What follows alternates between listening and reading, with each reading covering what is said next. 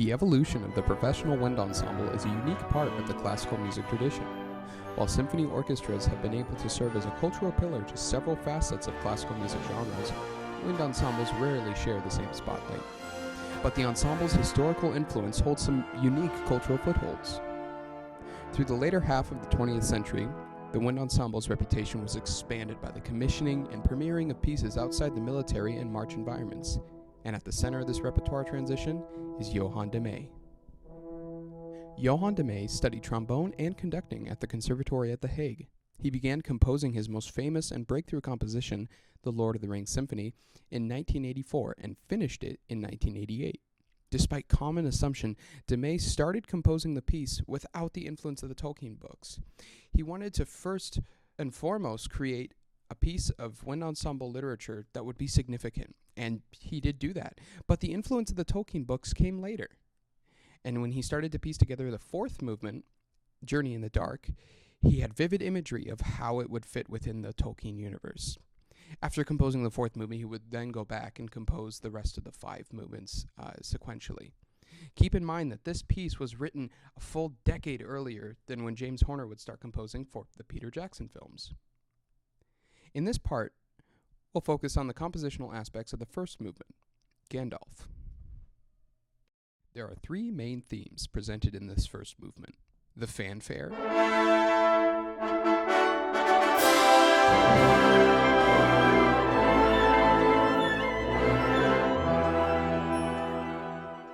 what we can assume to be Gandalf's theme,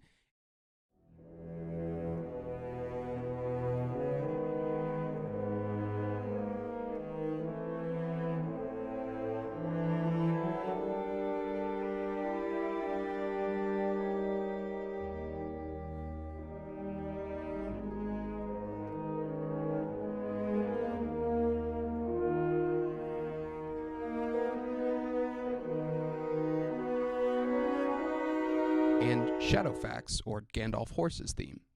We can for sure say that Shadowfax's theme represents the character because it has a clear delineation in the score.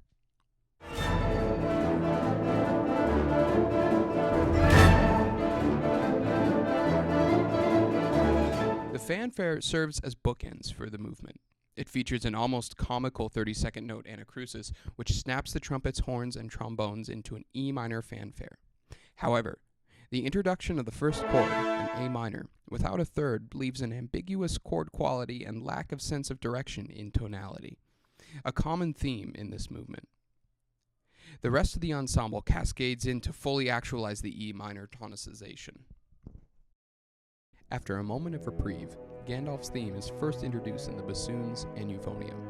In referencing the Amstel music publication, there are no cello or string bass instrumentation parts. However, notable performances by the United States President's own Marine Band and the Peabody Conservatory feature these instruments doubling the bassoon and euphonium parts in the exposition of this theme. One of the unique harmonic choices that de Meij makes in the development of this theme is a continual ambiguity of mediant harmony. In the first iteration of this theme, he follows an E minor, G sharp minor, A minor over E, G minor, D sharp or E flat major equivalent to tonicize to A flat minor. The second half of this theme starts on A flat minor, then to its dominant of E flat major, and then to C flat major or its enharmonic equivalent of B to modulate back to E minor. While I didn't find any explicit influence that Howard Shore noted in his soundtrack production, it's worth noting that certain harmonic progressions in the Lord of the Rings soundtrack utilize these same harmonic devices. This theme is reharmonized in major dance-like gestures that point strongly toward the fireworks and celebration that Gandalf provides Bilbo in the Fellowship of the Ring. I found the 3/4 polyrhythm utilized between the saxes, horns, and upper wings is an interesting way to maintain the austereness of the previously ominous theme while also introducing the dance variation. This theme fades out into just horn and timpani until it cracks. An intense timpani solo, meant to simulate the galloping of hooves, is met with drones in the horns and low brass in A minor. Slowly galloping 16th note runs are interjected by the clarinets and percolating flute gestures, simulating a war fife. Eventually, these 16th note runs are met with the louder whip crack that propels the full ensemble into 8th, 16th note figures ascending in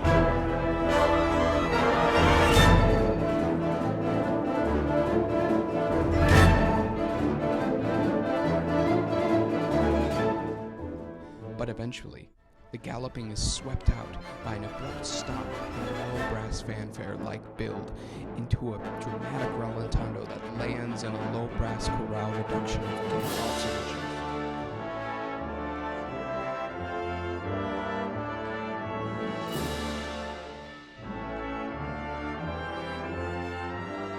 Overlaid with slowed variations of Shadowfax's theme.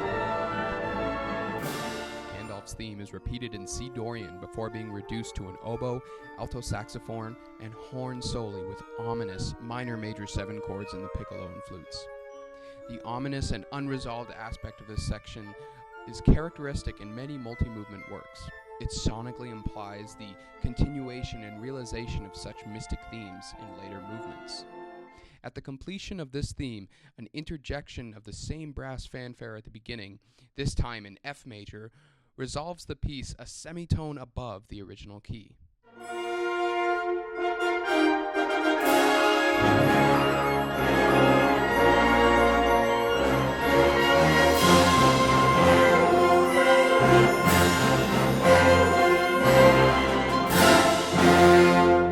This piece has achieved brilliant success inside and outside the wind ensemble world. Meij arranged a version of this symphony for orchestra, following the success of its original wind ensemble version.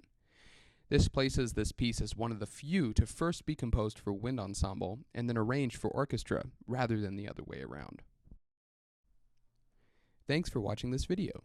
This video essay was done for my completion of my upper division standing jury at the University of Idaho.